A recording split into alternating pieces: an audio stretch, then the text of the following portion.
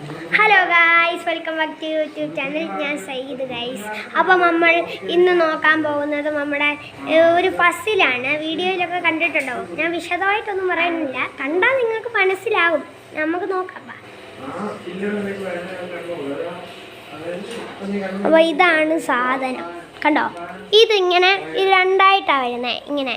ഇത് രണ്ടായിട്ടാണ്. ഇതിങ്ങനെ ഫിക്സ് ചെയ്യണം.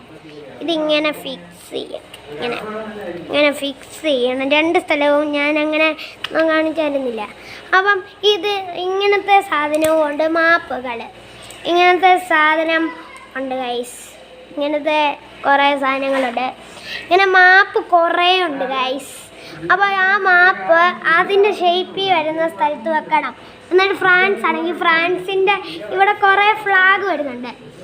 ഈ ഫ്ലാഗ് ഇവിടെ കൊണ്ടുവെക്കണം. അതാണ് സംഭവം.